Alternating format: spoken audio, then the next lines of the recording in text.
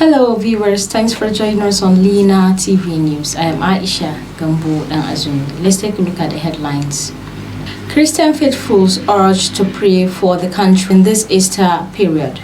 About 107 companies currently on tax exemption in Nigeria. TARABA state government to offset backlog of gratuities. Stay tuned for the news and details.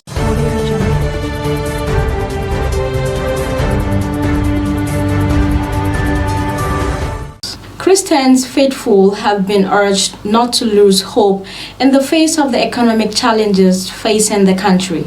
The Nigerian various Easter message on Sunday, prominent Nigerians expressed confidence that economic reforms being implemented by President Bola Tinubu will soon end hardship in the country.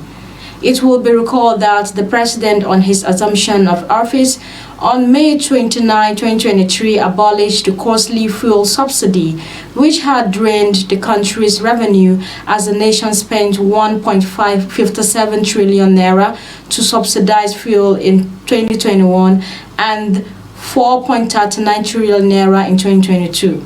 However, the fuel subsidy removal has led to a significant inflation in the country, thereby making life unbearable for the citizenry.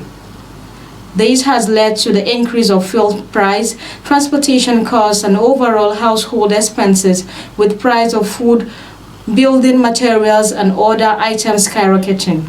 In his Easter message, Niger State Governor Farmer Muhammad Umar Bago called on the Christian community and the state and Nigeria to pray for Tinubu to succeed in administering the affairs of Nigeria. About 107 companies, including Dangote and Mekano International, are currently enjoying tax exemption from the federal government despite its insistence to discontinue the program and drastic steps to improve its revenue base.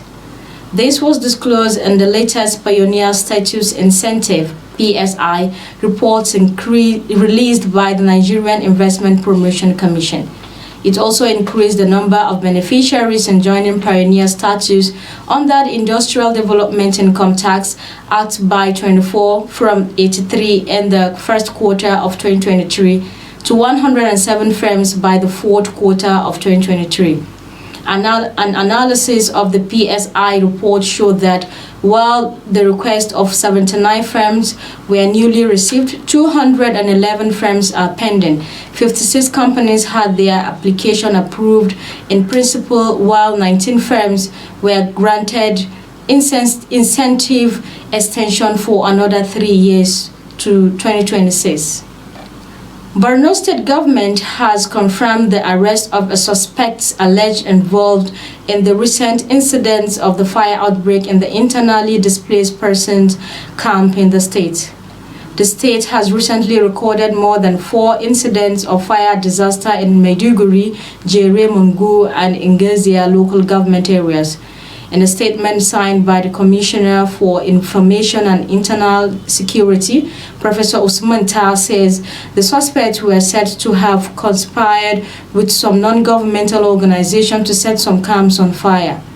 The prime suspect, according to the statement, has admitted to have committed the act, while the NGOs have been summoned for plenary interrogation. The commissioner emphasized that the state government has been investigating the occurrence of the inference on a case-by-case basis with a view to establishing the remote and extent causes and developing a strategy to stand future occurrence. The statement assured members of the public that matters will be given appropriate and expedited attention, and any culprit found wanting will be dealt with according to the law. Governor Dr. Agbo Kefars of Taraba State has authorized the allocation of 1 billion naira to offset backlog of gratuities. Statement issued by the Special Advisor on Media and Digital Communication to the Governor, Emmanuel Bello, indicating that no payments have been made since 2011. He noted that Governor Kefars signed the approval directing the Ministry of Finance to ensure that the overdue entitlements are paid immediately. The statement expressed regret for the delay and promised workers that his administration would not abandon those who had served their state diligently. In addition to the initial 1 billion naira, the governor also approved a monthly sum of 200 million to continue the payment and offset the backlog. During his campaign, Dr. Agbo Kefars had promised to offset pensioners and gratuity despite the significant backlog and reaffirmed his commitment to his promise. The current 4,000 megawatts of electricity generated by the hydro dams is grossly insufficient for consumption by over 200 million households in Nigeria.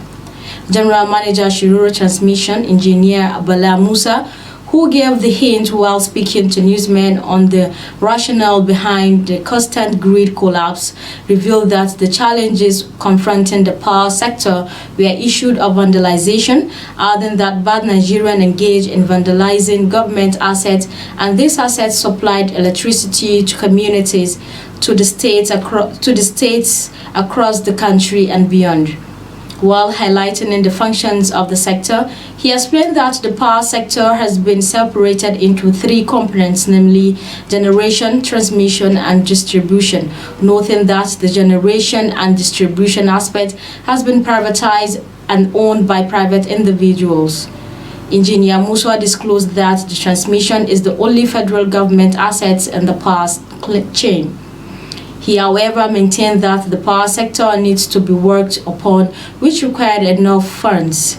Engineer Bala had lamented that the privatization started on a very sad way, saying in some years to come, Nigeria will still struggle to overcome the challenges of power supply, because over 200 million population with only 4,000 megawatts of electricity, that is why most of the factories and industries that are supposed to be in Nigeria have left for another destination, leading to the youth's joblessness. Nigerian Association of Chambers of Commerce, Industry and Mines and Agriculture has said it will consult with stakeholders and await the disclosure of the complete policy framework from CBN and the government. The national president of NASIMA, Dele Oye, disclosed this in an interview with newsmen.